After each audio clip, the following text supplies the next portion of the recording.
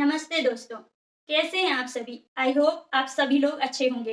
आज हम बात करने वाले हैं एक और वंडर वुमन के बारे में, जिन्होंने देश की आज़ादी के लिए एक बड़ी मुख्य भूमिका निभाई है।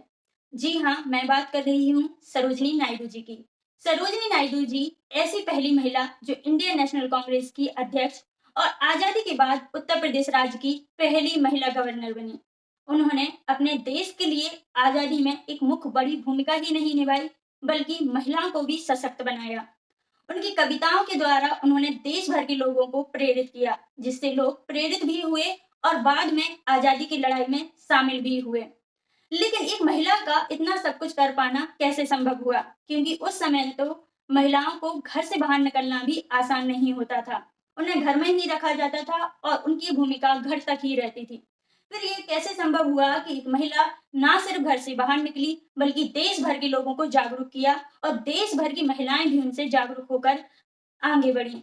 और आज भी हम खास करके सरोजिनी नायडू जी को महिलाओं के सशक्तिकरण के लिए याद किया करते हैं। और इसीलिए 13 फरवरी को यानी उनके जन्मदिन के दिन आज भी हम वुमेन्स डे के रूप में मनाते हैं। तो आज हम बात करने वाले हैं इनसे जुड़े कुछ टॉपिक पर, जैसे कि पहला, सरोजिनी नायडू का जन्म कब और कहाँ हुआ। दूसरा, सरोजिनी नायडू जी की प्रारंभिक शिक्षा। तीसरा, सरोजिनी नायडू जी की शादी कब हुई और किनसे हुई। चौथा, सरोजिनी नायडू जी आखिर स्वतंत्रता संग्राम की लड़ाई में कैसे जुड़ी। पांचवा, सरोजिनी नायडू जी को कोकिला क्यों कहते हैं। छठवा, भारत की आजादी में सरोजिनी नायडू जी का क्या योगदान रहा। एंड सातवां और अंतिम, कि उनकी अंतिम समय कैसा रहा।